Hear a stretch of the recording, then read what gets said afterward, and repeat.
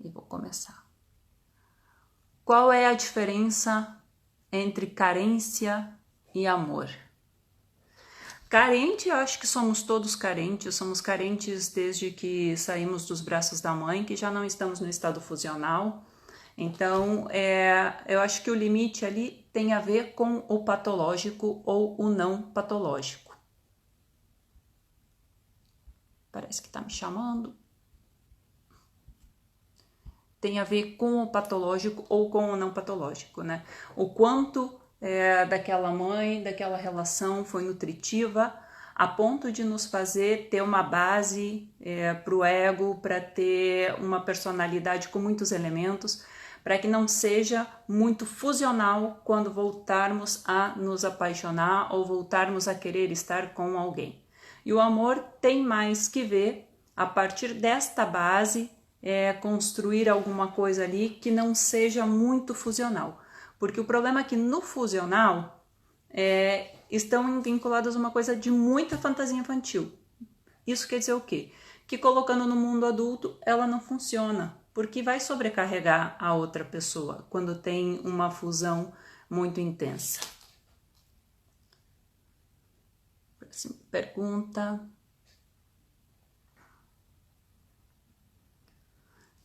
É normal ter medo de entrar em um relacionamento ou o fato de ficar enrolando? Marcel, agora vai entrar o Marcel. Vou esperar ele aceitar para responder essa pergunta.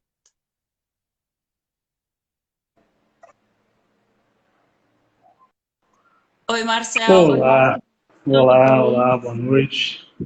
Não estava conseguindo te encontrar aqui.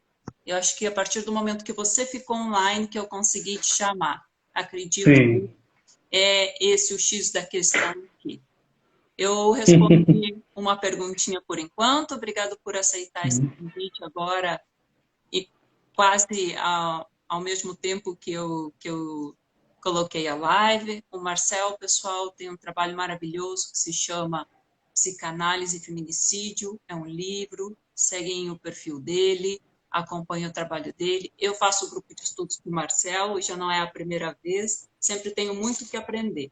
E sobre relacionamento violento, temos aqui uma sumidade para entender como é que funciona o contexto, como é que funciona, né, né, Uma Marcelo? propaganda enganosa. O que acontece pelo lado de dentro. Temos a primeira perguntinha aqui com a sua participação, que eu já vou deixar essa aqui, já tiro, porque senão fica tapando muito seu rosto. É normal ter medo de entrar em um relacionamento ao fato de ficar enrolando? Assim, é interessante esse negócio do ficar enrolando, né? Assim, a gente está ficando, a gente está ficando, a gente está ficando. Porque o namoro traz uma concepção, né, assim, de uma certa localização de posse. Porque a história do namoro, ela é uma história que vem junto com o capitalismo, né? Então, por isso que o namoro tem essa localização de posse. Você é meu, minha namorada. Exatamente por essa mesma consonância, assim. E o Freud é categórico em dizer que nós não somos seres nos quais temos um único objeto de desejo. Embora eu tente enviar a goela abaixo que minha namorada, meu namorado, ele é perfeito para mim, não vai ser, né? Assim, a gente sempre vai ter essa questão. E ficar com medo de relacionamento é dizer assim, olha, eu vou encontrar um certo momento, vou encontrar a tampa da minha panela. Não vai, né? Ou seja, vá namorar, vá fazer o investimento que é necessário. Não invista tudo que você tenha no outro também, né? Porque senão você vai ficar faltando, que é o conceito de paixão para Freud, é quando você investe toda a sua libido no outro e esgota libido no próprio eu, que é pathos, que significa sofrimento. Então é nesse sentido, assim, de, olha, ter medo de relacionamento é muito normal, porque ele é escancarado, assim, né? É a tentativa de escancarar que não há parceria perfeita. E se eu não tenho um relacionamento, se eu não tenho um parceiro perfeito, significa que eu estou perfeito. Se eu não tenho parceiro e o parceiro é imperfeição, eu digo que eu sou perfeito sozinho mesmo e fico só nessa enrolação. É tentar dizer, olha, ele não tem nada para me dar, então eu prefiro ficar sem, né? Que pode ser muito Escancarar isso. ofensivo também, né, Marcel? Pode ser Uhum. ali um núcleo narcisista, pode ser eu me basto, eu recebo, eu não dou, enfim. E aí tá a paixão para nos mostrar que o investimento da libido é tão grande que a gente fica literalmente vazio, né? Sempre essa Uhum. eu me sinto tão vazia. Outra pessoa leva de nós um pedaço grande e o que que resta desse dessa fórmula. Ah, olha, Exato. eu não sei como é que eu consigo ver toda a pergunta. Eu ainda não descobri como é que eu consigo ver a pergunta. Uma pessoa disse que eu era igual a mãe nos cuidados, queria casar. Considero complexo de Édipo. Gente, ele entrega de bandeja, assim. Nem, nem disfarçou esse, né, Marcel? É, eu nem vi o nome para não jogar assim o nome dele ao vento, né? Como diz. Mas o pessoa que fez essa pergunta, vou dizer assim, de acordo com Freud, que todo objeto que nos causou satisfação uma vez, ele está guardado no inconsciente. Mamãe é uma delas, papai é um deles, então ele está guardado. Todo investimento que nós fazemos no outro, enquanto cultural, é uma tentativa de rememorar esse romance familiar. Mesmo que ela não fizesse a função materna, assim, tão escancarado, igual você diz, seria, de certo modo, uma tentativa de pegar ali um traço dessa mamãe e fazer essa amarração. Talvez sendo mais parecido com o pai ou com a mãe, nos dá aquela sensação de familiaridade e é mais fácil Hum. criar aquele vínculo de alguma maneira, né? Então, dizer assim, Sim. nossa, você me é tão familiar. É, foi bem explícito isso, né? Você parece a mamãe. Uhum. Acontece que tem uma coisa que é importante a gente salientar aqui, né, Marcel? Que quando a gente se relaciona com muito pai ou muita mãe naquele objeto, é incestuoso. Pode haver um Não corte tem de sexo desejo. não, gente. Ele quer dizer, nossa, você parece tanto com mamãe. A primeira coisa que veio na cabeça é vocês transam. Assim, vocês fazem sexo? Porque não dá. Se fazem, fala, ô meu amigo, vamos para análise, né? Vão para Para tirar análise. um pouco dessa mãe, assim. Em algum momento pode se dar conta de que aquilo é inconscientemente, né, gente? Pode falhar alguma coisa ali, para onde está indo esse desejo? Está me escapando, Uhum. né? Porque está barrado, porque é incestuoso. E aí a namorada vai estar na rua, o namorado vai estar na rua, vai estar em outros lugares, vai estar aquele desejo sublimado, mas não vai estar naquele objeto. Então falou, nossa, você é igual a mamãe, corre. Nossa, você é igual ao papai. Vamos trabalhar na análise, pelo menos, Disfarça, para gente. tentar passar Disfarça, pelo alguma menos. coisa, né? Olha, olha aqui a Jane já nessa onda. A mulher busca no companheiro um pai, um filho e um macho? Nossa, que mistura as três coisas, Jane.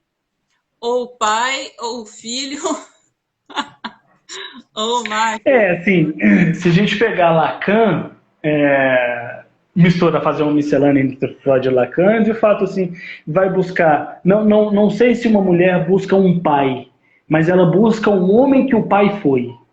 Sim, assim, diferente de um homem que busca, de certo modo, o cuidado dessa mãe, né, assim, dessa mulher que possa fazer esse cuidar de mãe, eu estou passando mal, então a esposa vai lá cuidar dele, né, essa maternagem, um homem, né, escancara esse cuidado que ele precisa, a mulher busca o homem que o pai foi, não busca um pai.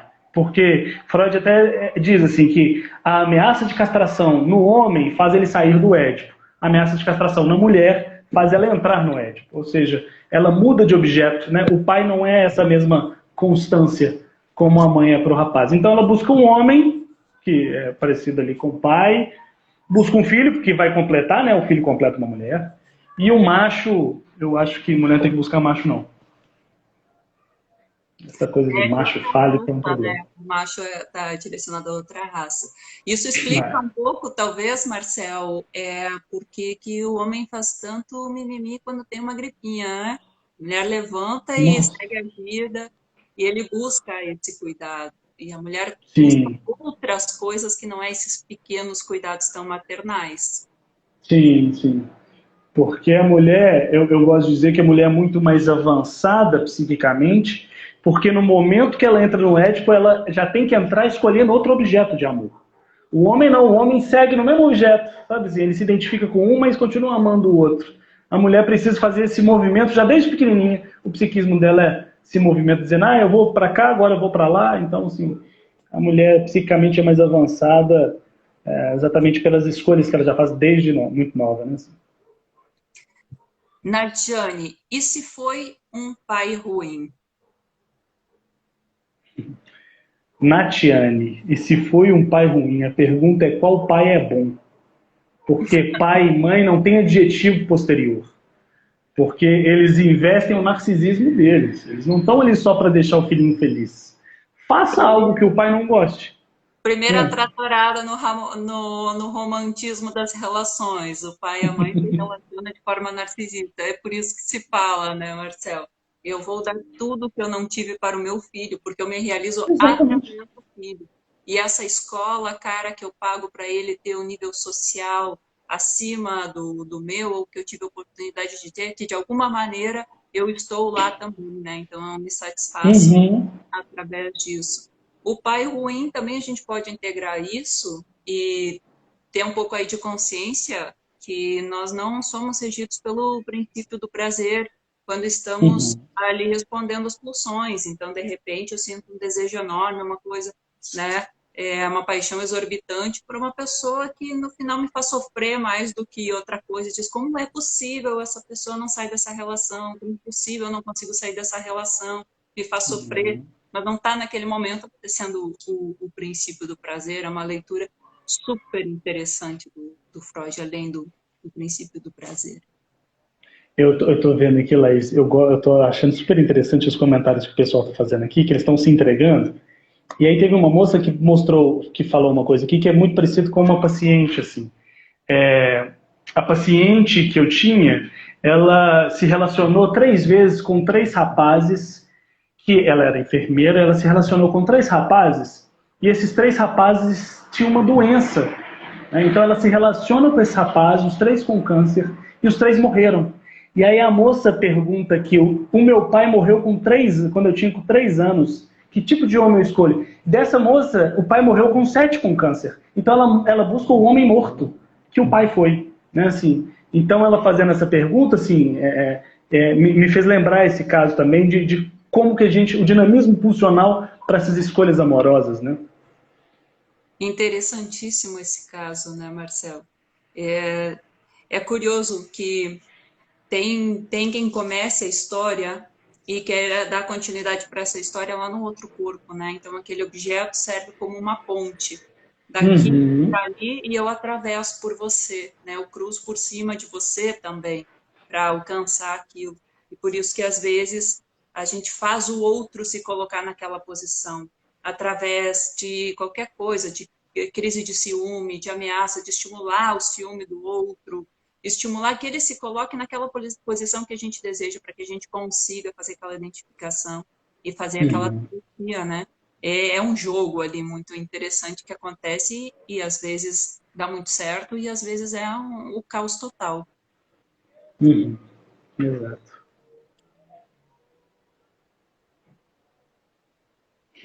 Interessante também as negações, né? Por que o filho completa uma mulher? Então, se ela não tiver? Ui, entramos na maternagem. Deixa eu só tirar esse pessoal. Podemos Pode puxar dizer. o que Freud fala aí do Édipo, né? Na mulher, da finalização, ou de uma Sim. reelaboração. O Freud vai dizer, né, no texto Feminilidade, que a mulher tem 3 saídas, né? Ou a saída pelo clitóris, no sentido de sentir prazer nesse corpo, ou a saída maternal, que é dar um filho a um pai, e a ruptura completa da sexualidade, né? Assim, a frieza, e buscar na cultura algo que ultrapasse essa sexualidade do corpo. Então, assim, por que uma mulher, né, se sente completa quando se tem um filho? Porque essa lógica do filho, o filho vem trazer uma possibilidade de completude, né, a essa mulher. E uma mulher grávida, eu tenho essa frase que uma vez eu dando aula, essa pergunta apareceu assim: olha, professor, eu tenho uma paciente que está grávida e não funciona. E eu disse: As grávidas não fazem análise. Por que não fazem mesmo? Depois eu fui parar para pensar nesse insight, elas de fato não fazem, porque elas estão completas. Ela tem ela e um ser dentro dela que depende dela para sobreviver. Tem coisa mais completa do que isso? Que eu estou gerando uma vida? Gente, isso é brincar de Deus, né? A mulher consegue brincar de Deus, porque ela gera uma vida dentro dela. Então, quando o filho nasce, e aí algum traço desse filho não bate com o imaginário, e aí nós temos a depressão pós-parto, né? Mas se não tem essa depressão pós-parto, esse investimento, tem aquela cobertura de que você saiu de mim, agora você é meu, né? A dificuldade das mães de deixar os filhos ir embora para a faculdade, né? Para fazer a vida. Então, assim, ela sente-se completa porque, de fato, ela dentro dela sai algo, cria-se uma vida, e deve ser uma sensação impressionante, de completude mesmo, né? Mas depois ele sai. Aí, quando ele sai, a vida continua normal. E se não tiver, essa mulher vai tentar arrumar algum campo na tentativa de satisfazer no campo cultural mesmo. Eu recordo, Marcel, de uma frase sua, e eu vou deixar aqui como provocação para um outro momento, quem sabe, se você quiser entrar nesse tema, a gente entra, que você dizia que a mulher só é perversa quando ela está grávida. Uhum. Quando ela está grávida, quando ela é mãe, naquele movimento antes da separação com o filho, né? Porque não tem coisa mais perversa do que a mãe. Uma mãe é isso, sim. Nesse sentido que eu brinco de perverso, não no sentido pejorativo, que muita gente pode acreditar, né? Não é aquele assassino, não, isso é da psicopatia. Mas aquela mãe que vai dizer assim, o filho diz, mãe, eu posso ir a tal lugar? Ela diz, não, por quê? Por que não? Olha que perversidade no sentido de eu tenho um domínio do outro, então eu tenho a possibilidade de dizer sim ou não ao desejo do outro. Isso é de um ato perverso completo. Assim. Tem um filme que eu adoro, um filme canadense, que chama Eu Matei Minha Mãe. Que a vontade que tem desse menino sumir da vida dela é impressionante. Você torce para que alguma coisa aconteça com ele no sentido de ele ir embora de casa, sabe? E esse pai, esse narcisismo, né, o Freud vai dizer que investimos no narcisismo nos filhos, que outrora tivemos que abrir mão, é puramente dizer, olha, minha mãe faz isso, paga a escola cara, como você diz, né, porque ela me ama. Não, porque ela queria ter estudado na escola cara. É só por isso. Função paterna é diferente de pai? Eu juro, Laís, que eu li essa mensagem, tentei segurar aqui a mensagem para ver se eu respondia ela. É diferente. A função, ela é a função no qual faz a castração, que corta, que separa, que faz uma separação entre o sujeito, o bebê, e a mãe, né, nessa lógica. Porque o bebê é o objeto de satisfação dessa mãe. E quando vem a lei vem para romper, para dizer, olha, mamãe tem olhos para outras coisas. Um exemplo rápido aqui do que pode ser como é que eu posso dizer, uma lei paterna, né, assim, essa função paterna é a escola, a escolinha que a criança, o trabalho da mãe, qualquer função que faça essa separação dessa simbiose. Pai é quem cria. Eu adoro esses comentários. Ai, pai é quem cria. Nem sempre, né, Marcel? Nem sempre. Olha, uma bomba aqui no romantismo. Nossa, pai jogou assim já na cara. Traição significa falta de amor? Nada. Traição, né, assim. A gente precisa entender, vou trazer também um caso rapidamente, assim, do que é de um caso de um rapaz que traiu a esposa e ficava nesse desejo de fico com a amante ou fico com a mulher, com a amante, fico com a esposa, com a amante. E claro que ele escolher por essa via da esposa. Por quê? Porque esse sujeito, o pai dele era um sujeito que traiu a mãe, né? O pai dele traiu a mãe dele, e aí num certo momento esse pai teve, a mãe fez aquela função, né? Ou ela ou eu, e ele escolheu ela. Então essa moça, a mãe desse paciente, ficou com ele, só os dois, e ele teve um grande problema financeiro, e etc, etc. Então ele trai a esposa para escolher a mãe dos filhos. Então ele veio fazer o ato de traição para salvar o pai da escolha errada que o pai fez, que foi escolher a amante e não a mãe com os filhos. Então ele faz o quê? Trai a esposa com a amante, e a escolha que ele faz é pela mãe dos filhos dele, para fazer assim, olha pai, era isso que você devia ter feito, eu estou consertando a sua cagada. É um pouco aquela velha história, né, de estar casado com a mãe ou de estar casado com o pai, e trair essa relação, e às vezes, muitas vezes, significa que é a fidelidade com a própria mãe originária, né? Assim, Sim, eu sim. estou traindo a minha mãe com a minha esposa de alguma maneira, né? Uhum. Sinto isso por não ter desvinculado bem lá no início. Então, se auto-boicota aquela relação, né? Às vezes, não só com Uhum. outra pessoa, mas traindo, não dedicando tempo, não dedicando cuidado para aquela relação, trazendo algum menosprezo, Sim. alguma humilhação, para deixar claro que essa é uma coisa que está abaixo da primeira, né? Então não vai ter tudo Uhum. meu, não vai ter todo o meu respeito, não vai ter todo o meu amor, algo por aí transita também. Uhum. Tem uma pergunta aqui também, deixa eu ver se eu acho ela. Alguém perguntou aqui sobre os ciúmes. Elaine Na perguntou análise sobre o que é os psicológica, ciúmes. Oi? na análise psicológica, na análise psicológica, na análise para a psicoanálise, o que é ciúme?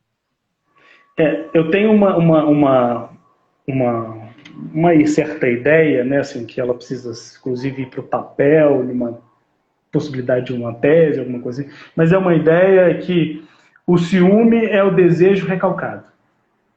Por quê? Por exemplo, o homem com ciúmes, né, esse sujeito no qual está ali na forma de sexuação ao lado esquerdo da forma, né, esse homem, ele, o obsessivo, ele tem ciúmes porque ele deseja o outro homem. E aí, de modo que ele recalca, né, assim, é esse desejo recalcado, e ele deposita e projeta nessa mulher. Por exemplo, ele está lá com uma mulher, com a esposa e etc., e passa um rapaz, e ele fica todo enciumado. Por que esse homem ficou com ciúmes?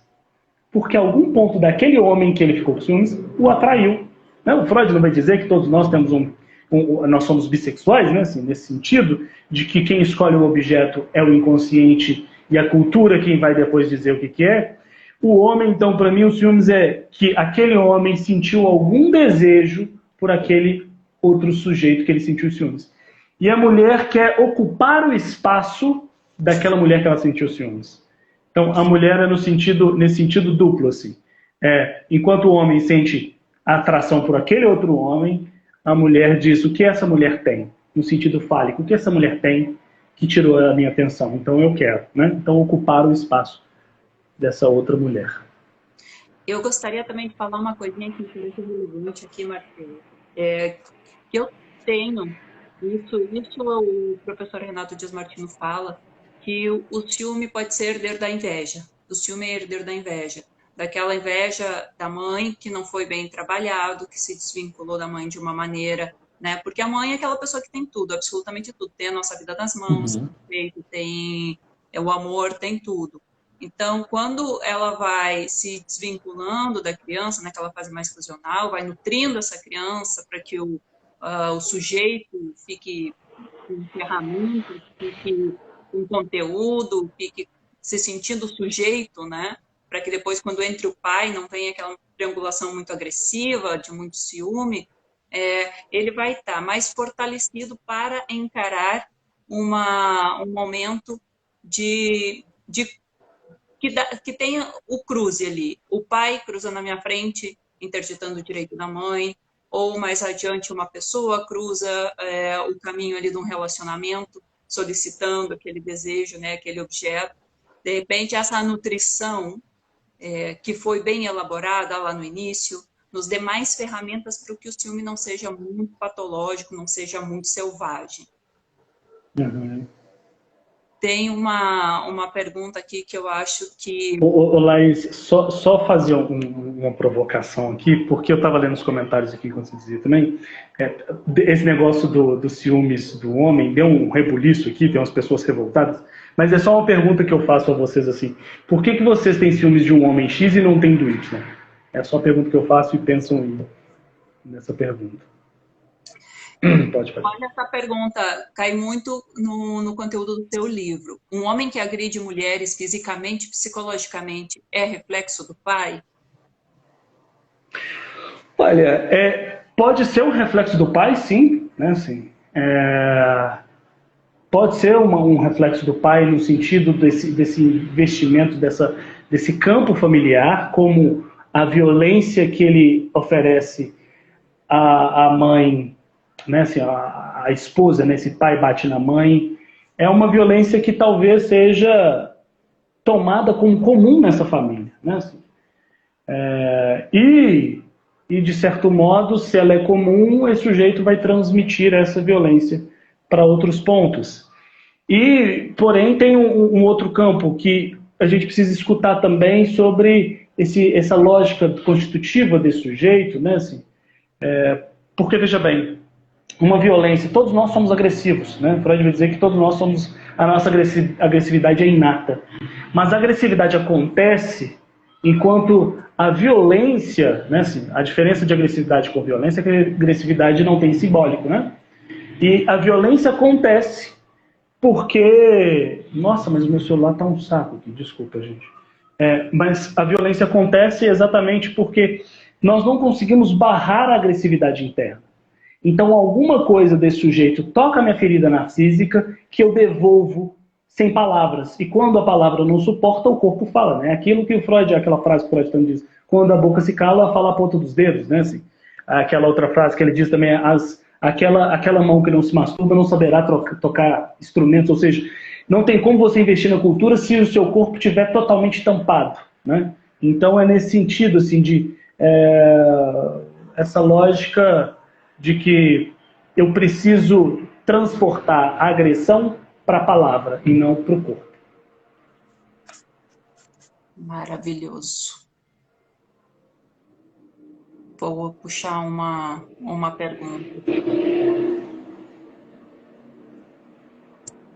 Por que eu não me apaixono por ninguém? O que é que está errado nesse desejo? E vou eu ler. Nós podemos fazer pinceladas aqui, né, pessoal? Mas, assim, o mundo interno de cada um, só mesmo uma análise para responder, caso a caso, né? Não somos guru, né? Falar, é isso. Pode, Vai para uma análise para escutar, inclusive. podem ter muitas coisas aí atuando.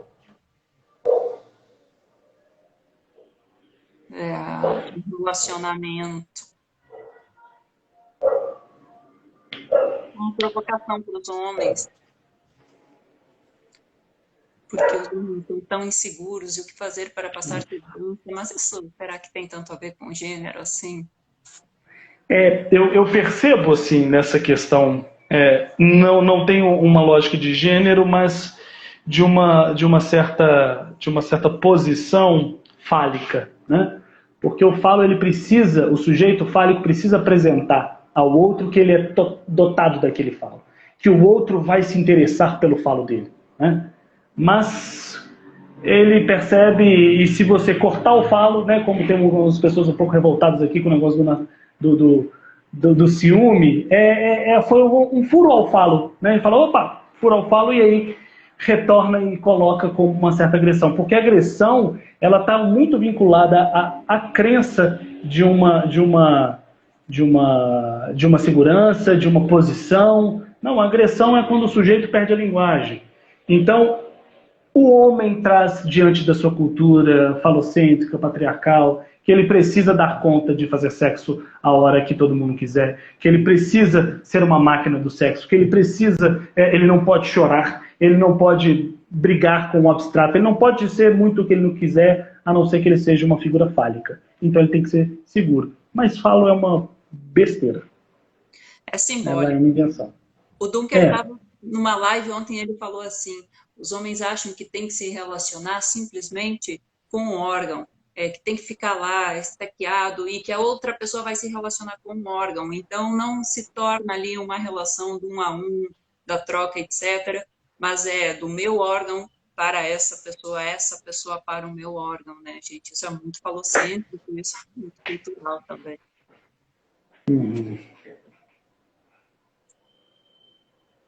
A ver, mais perguntas.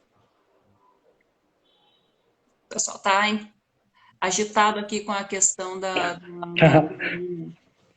Eu não estou entendendo aqui, eu estou tentando acompanhar, mas é muita gente enlouquecida. São mole não, os homens desejam demais as mulheres alheias. fale sobre o ego nos relacionamentos. O ego, acho que a gente pode começar por aquela frase de Freud, que o ego não é o senhor da sua própria casa, né? Uhum. Falando do ego nos relacionamentos, estamos falando do superego e estamos falando do id também, como duas forças muito potentes que deixam o ego ali prensado. E que, inclusive, né, Marcel, eu diria que a gente se relaciona pouco com o ego, a não ser que já esteja muito consciente de uma certa parte que é possível ter consciente para se relacionar com o outro através dessa parte, nessa nossa parte. Sim. O relacionamento, né? Assim, a pergunta é falar sobre o ego no relacionamento. O eu, né? Eu gosto desse ego enquanto um eu, porque aí eu me aproprio mesmo, assim, eu, né? Toda vez que eu digo de ego, eu dizer eu estou me apropriando disso que é nomeado de ego. Então, assim, o eu nos relacionamentos é exatamente a tentativa de investir naquilo que me falta. Me faltou, eu quero aquela pessoa para tampar buraco.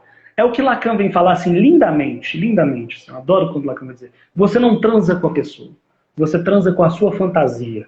A relação que você tem é com a sua fantasia, não é com outra pessoa. Mas, Marcel, como assim? O que isso quer dizer? Que Lacan vai dizer que a relação sexual não existe, né? O que ele está dizendo é que você tem escolhas muito específicas das suas relações, né? Você vai se relacionar com uma pessoa branca, outra pessoa vai se relacionar com uma pessoa negra, uma com asiática. Ou seja, nós temos o nosso gosto da fantasia. O meu, que é aquela frase, né? Gosto é que nem cada um tem o seu. A frase é gosto é que nem fantasia, cada um tem a sua fantasia. Então eu me relaciono com a fantasia e não com a pessoa propriamente dita. Porque aí, respondendo a pergunta, né, o eu é o relacionamento.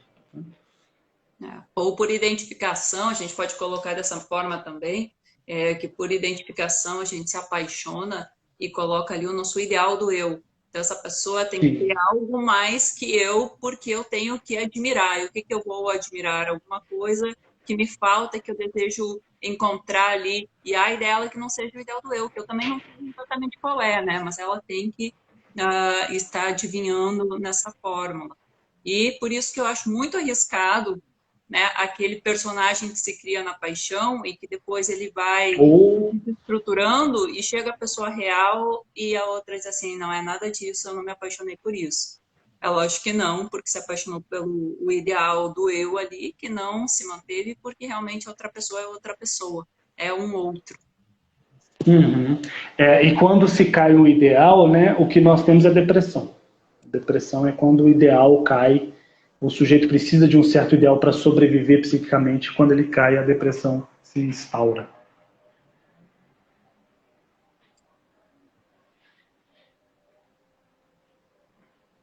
Gente, o povo está enlouquecido aqui. Quando o amor não está no mesmo ritmo, é possível alinhar isso? Gente, o amor nunca vai estar no mesmo ritmo. Pode ser um samba, um com tango, um está fazendo yoga, o outro está na rave. Cada um vai ter um compasso muito particular, né, Marcelo? Eu não vi o nome da pessoa aqui, mas veja bem, tá no mesmo ritmo significa que alguém vai ser objeto. Aí já temos um problema. Porque estar no mesmo ritmo significa ou estar no ritmo de um ou só de outro. Porque dois, um mais um não é um mais um são dois. Né? Ou seja, se são dois, são duas pessoas com seu ritmo, com seu movimento, com a sua localização, com a sua questão diferentes. E aí quando você diz mesmo ritmo, é um só. Então aí a questão vai ser um problema, que alguém vai ser objeto, e se esse objeto se tocar rapidamente, vaza. Sai da relação rapidamente. Ai dele que tem de ser sujeito na relação, não vai dar certo. Vai chegar o momento, quando eu digo não sou mais o seu objeto, o outro vai dizer então, não te reconheço Uhum. como objeto de desejo. como quem eu ame. E se É aquela frase do Lacan, né? Amor é dar o que não se tem para aquele que não quer. ele que não Porque quer. eu tenho amor você pede o falo, eu não vou te dar, mas eu te dou o meu amor. Você fala, que amor? Eu quero sua potência. Você fala, não, não vou te dar isso não, porque até porque eu também não tenho. E aí fica nessa briga. É, o ego ferido após um término de relacionamento pode ser confundido com carência, essa desnutrição que a outra pessoa leva a libido e você fica sem a libido e você está desnutrido e vai ficar carente, é lógico que vai, porque você está procurando algo que te nutra de novo, né? Não Uhum. sei se exatamente esse é o termo correto, mas é necessário retornar essa libido de alguma maneira e a coisa mais fácil que tem é quando termina o copo de água, pega a garrafa e enche de novo. Né? Exato, exato, que eu ia dizer.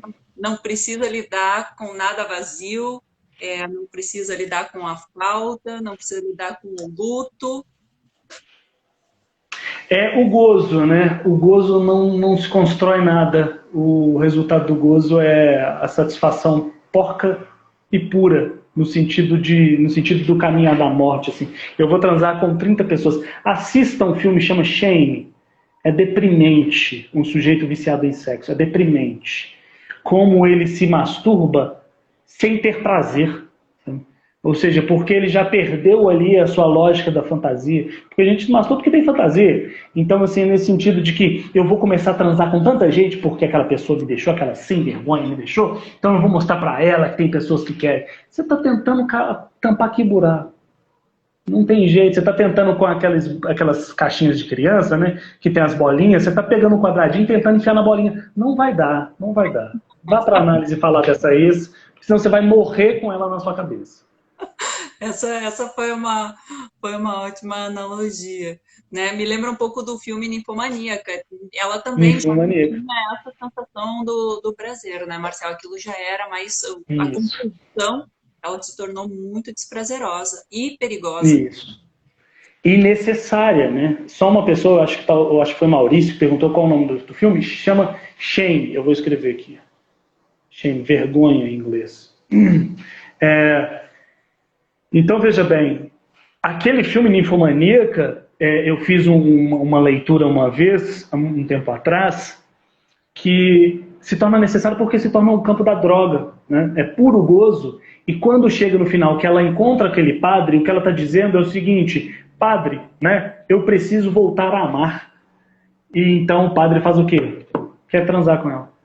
Aí acaba todo com a lógica que ela estava trazendo, porque quando traz o simbólico, esse gozo vai. Né, assim, o Lacan vai dizendo que a palavra mata a coisa, né? A palavra é a morte da coisa. Ou seja, esse gozo desse sexo inconsequente, ele perde lugar, e quando perde lugar, quer dizer que o sujeito está trazendo como, olha, eu quero para o campo do amor, né? Para o polo do amor, não mais o polo do gozo. Vamos sair de um padrão de relacionamento. O pessoal está super gostando aqui pelos comentários. Como sair de um padrão de relacionamento destrutivo? Muita análise nessa causa, né, Marcel? É um A padrão. pergunta vem de... Oi? É um padrão, se a gente fala um padrão, já estamos falando da compulsão à repetição, a repetição aí já Sim, acontecendo. exato. Essa moça que fez essa pergunta, escrito Vente ali, é o nome dela. A questão, me parece que a pergunta precisa ser outra, né? Não como eu saio, mas por que eu continuo? Para que eu continuo? Então, se conseguir chegar próximo a se localizar para que continua, né? Qual é a satisfação secundária que tem a partir disso? Aí nós temos uma possibilidade de entendimento para sair. Mas pergunta de onde é a saída, não vai dar, não. Não vai É dar, não. Você não vai encontrar, não. laberíntico, é o labirinto de fauno. Vai ficar perdido Exato. ali e é muito complicado encontrar qualquer luz sozinha também, né? E se vê muito isso nos relacionamentos violentos, se vê muito isso quando eu trabalhava com mulheres vítimas de violência, trocar um parceiro violento por outro, mesmo que seja Uhum. outro tipo de violência, são formas de Uhum. sofrer e fazer sofrer diferente, mas que era um padrão que era muito, muito forte, muito poderoso e acabava caindo muitas vezes no mesmo lugar. Uhum. As perguntas, Clayton, você que chegou, pode ser, nós estamos falando sobre relacionamentos violentos, dinâmica da paixão. Vamos fazer a análise, galera. Show, é bem isso. Procurando alguma pergunta aqui que tem a ver com o nosso tema. Por que aceitamos a ofensa de pessoas que amamos e continuamos com elas? Por que que aceitamos ofensas de pessoas que amamos e continuamos com ela? A resposta está na pergunta. Porque amamos. O amor suporta tudo, né? O amor é isso, assim. Eu adoro esse exemplo. Minha mãe me batia e falava, eu te bato porque eu te amo.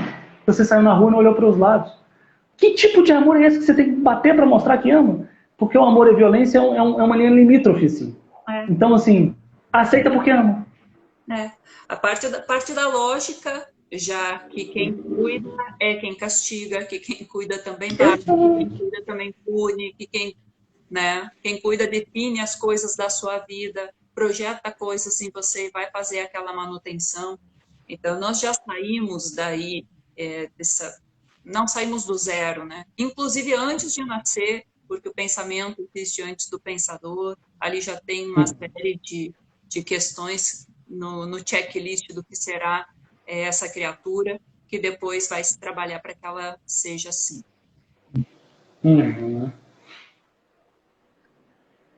Pietra colocou isso, é cultural mesmo, Pietra. Está coberto de razão.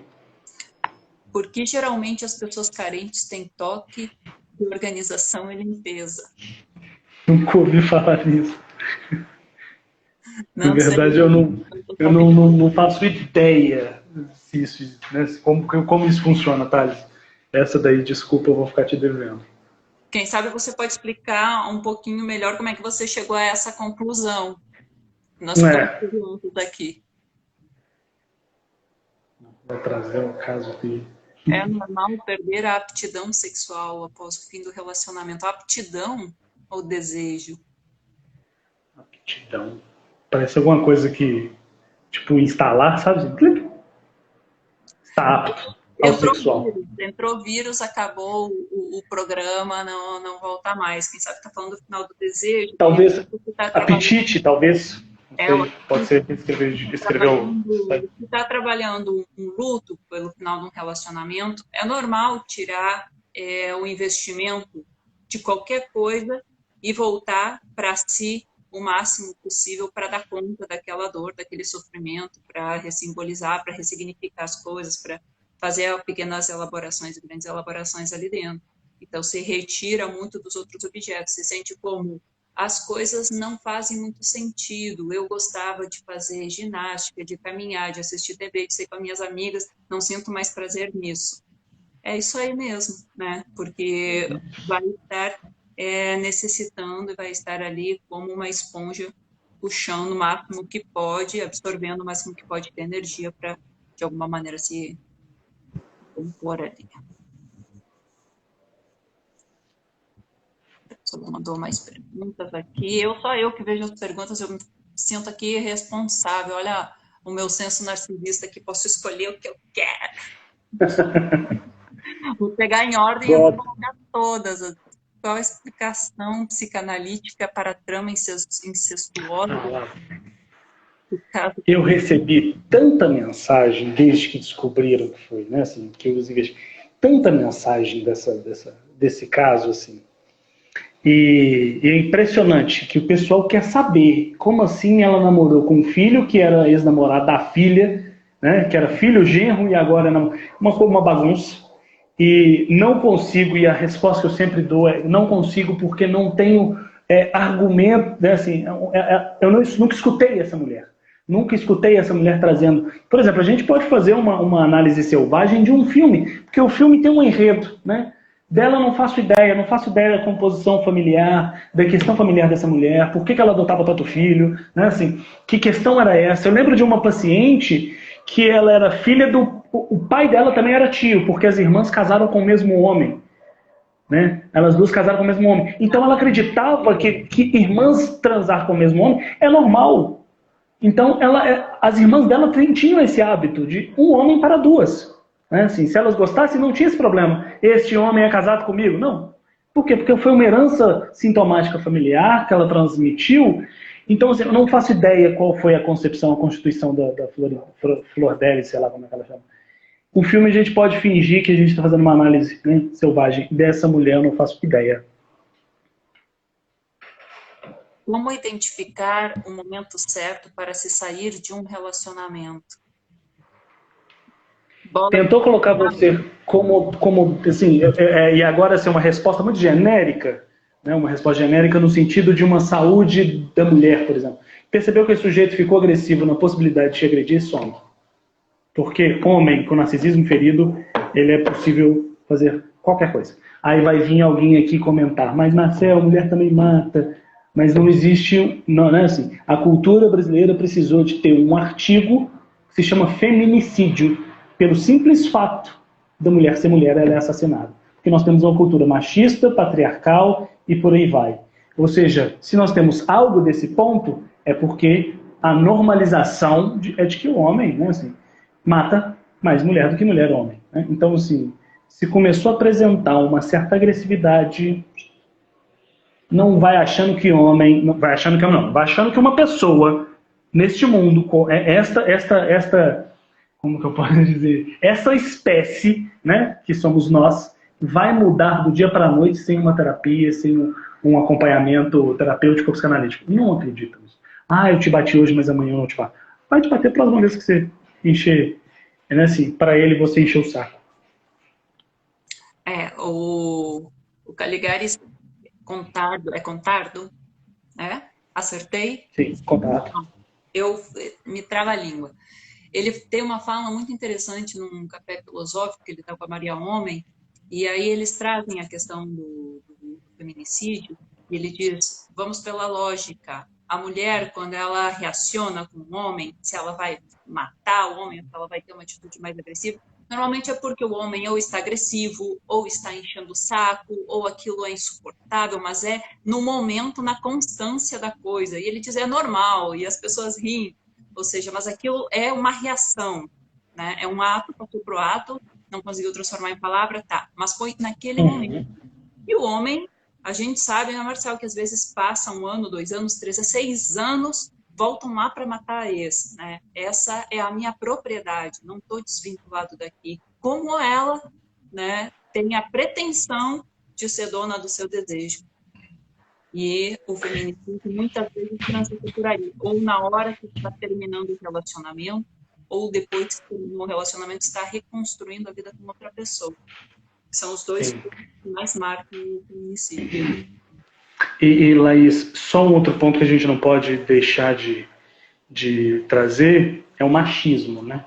E eu gosto dessa palavra machismo, porque se você tira o M, fica o quê? Achismo. Acho que posso. Essa é a condição do homem com o machismo. Eu acho que eu posso. Mas não pode nada não. Certo? Assim, o machismo ele vem como um anteparo da angústia do sujeito macho. Ou seja, se eu estou no carnaval, uma mulher passa ao meu lado, eu puxo ela pelo braço, tento dar um beijo e ela fala, sai, eu faço o quê? Sua vagabunda. Isso quer dizer o quê? Que não é ela que não me desejou, é porque ela é uma vagabunda. Olha o machismo aí me permitindo não me deparar com a minha angústia, com o meu furo, com o meu narcisismo ferido. Então, quando a mulher apresenta isso não sai desse homem, aí é a hora desse homem, né, assim, atuar, né, enquanto agressor. Todo ser humano está disposto a agredir alguém de algum modo. Tem como vocês falarem um pouco sobre consequências da separação precoce da mãe e do bebê? Vamos entrar aqui na maternidade ou vamos seguir nos relacionamentos? Olha, só rapidinho assim, a separação precoce da mamãe e do bebê. Eu não sei o que é DPP. Por causa da DPP, não sei o que é isso. Depois explique aí. Mas é só dizer assim que, dependendo da idade, né, assim, vai ter questões, né, traumáticas para essa criança, mas em outras situações ele não vai nem lembrar, ele não vai nem saber. Porque ele ali, quando nasce, vou falar uma coisa, todo mundo vai ficar um pouco horrorizado, mas ele é um animal. Né? o animal não diferencia de nada, porque a criança, o bebê, é um animalzinho que depende do outro, inclusive é mais precário do que um cachorrinho, que já nasce já quase andando, mas depressão pós-parto. Ah, tá, obrigado, gente. Então, assim, é porque se não separar, tem possibilidade dessa mãe matar essa criança, né? A depressão pós-parto, ela é quando o imaginário que eu tenho dessa criança não compactua com a criança que nasceu, com o bebê que nasceu. Então, há uma necessidade de uma separação para o tratamento dessa mãe, mas que a criança continue tendo cuidado depois os laços, né? Porque senão vai ficar muito biológico. Ah, tirou, tem que dar alguma coisa pro cheiro, sabe? Assim, fica muito no campo do biologicista. Então, acho que não... Teve a incapacidade, uma certa incapacidade ali de fazer um vínculo, né? Poder amar.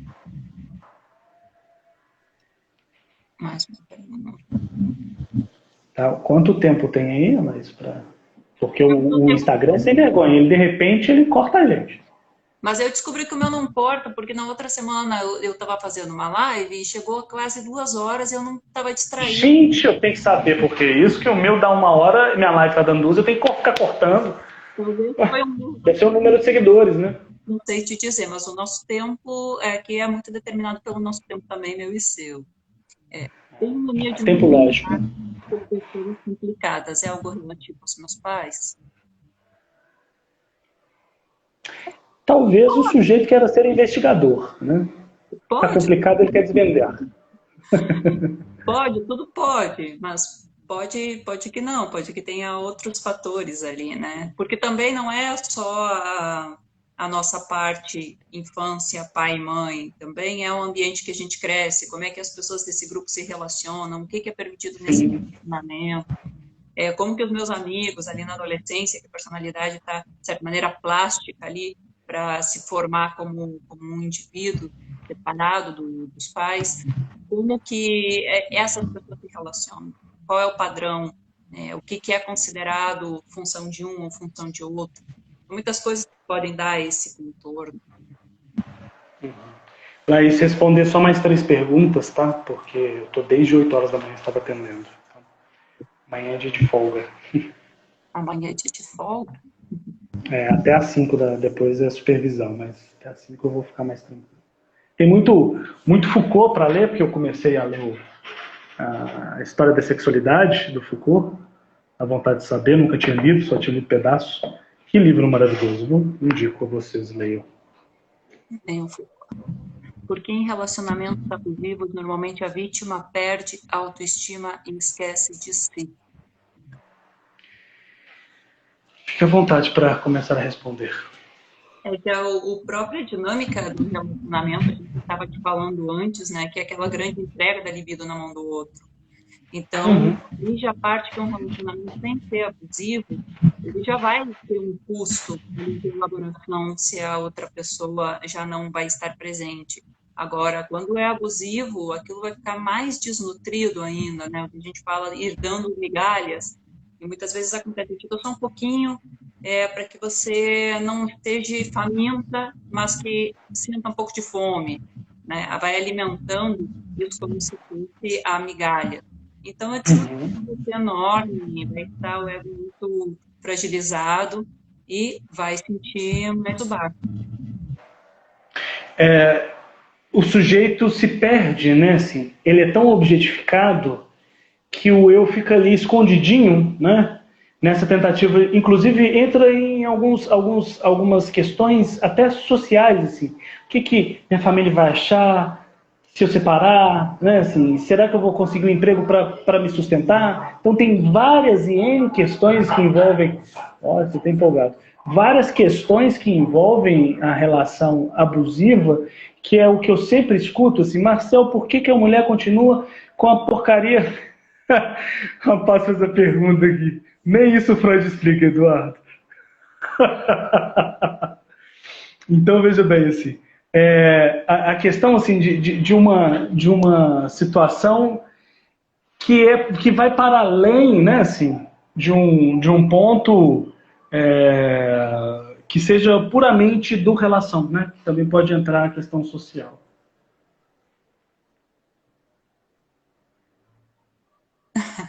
Vários namoros surgiram na quarentena. Adorei. Quarentena, gente, adorei isso. Quanto mais careta, talvez seja mais fácil. Olha, que a gente está falando do ciúme, né? Sinto ciúme, não consigo deixar isso de lado. Vamos apostar na terapia. Não sei por que não consegue deixar de lado. Eu acho que a gente Porque acredita que é propriedade, né? de lado, né, Marcel? Vai deixar de lado o quê? Vai tirar do lado direito, pôr no lado esquerdo, vai tirar da mão, colocar no braço, está no mundo interno, não tem como apartar essa parte. É muito psicótico pensar que uma parte pode ser separada da outra e não pode estar ali no conjunto da totalidade. Não tem lado, é tudo a mesma coisa. Exato, assim. O ciúme é uma coisa que é encarnada na cultura, né? Inclusive, ele às vezes toma a ideia de cuidado, né? A pessoa é cuidadosa comigo, por isso que ele tem ciúmes. Ele quer que eu vista uma calça jeans porque ele está preocupado com o frio. Não, ele está preocupado em perder um objeto de amor, né? Esse objeto é um investimento narcísico dele. Então, assim, esse ciúmes é um pouco... Infelizmente, a cultura, a nossa cultura, principalmente a brasileira, ela não disseminou essa questão do ciúmes, exatamente porque o ciúme significa a posse é minha, aquele objeto é meu e aí pronto, acabou. Até porque está no sétimo mandamento, né? E veja bem, só antes de falar, sétimo mandamento... Oi? A mulher, né? O sétimo mandamento é não cobiçar a mulher do próximo. Isso na nova leitura, porque se você pegar direto da Bíblia Antiga, tá? Não cobiçar a mulher, o terreno e o gado do próximo. Né? Só para deixar esse quesito aí de como... Exatamente. Condição do próximo. Marcel, muito obrigada pela sua participação. Eu que agradeço. Te peguei de surpresa. Sei que o dia é longo, ainda mais agora que a clínica está, graças a Deus também, porque se tem uma dor, que se possa buscar ajuda, isso é um presente maravilhoso. Cada um pode dar para si mesmo, para mudar a si mesmo, gente. Não é fazer terapia para se transformar no que o namorado deseja. Isso é ilusão. É cada um por si mesmo e que aguente ali o que vai surgir na terapia, né? Porque às vezes a transformação remodela também a relação. Exato. Laís, obrigado pelo convite, assim, foi maravilhoso esse encontro rapidinho, né, assim, essa live rápida. E só fazer um pessoal lá, quem quiser me seguir, Marcel Santos Psicanálise, Marcel com 2 L's, e também falar, né, quem tiver interesse pelo livro, chama Feminicídio e Psicanálise, uma questão atual. O que eu trabalho no livro é um pensamento da metapsicologia freudiana e como explicar por que o homem comete um feminicídio contra a mulher que diz amar, né? Então, muito obrigado e vamos para a próxima, né? E vai ter novidades aí pela frente, né, Laís? Nós estamos aqui pensando em fazer uma mesa falando sobre violência, diferentes tipos de violência. Já deixamos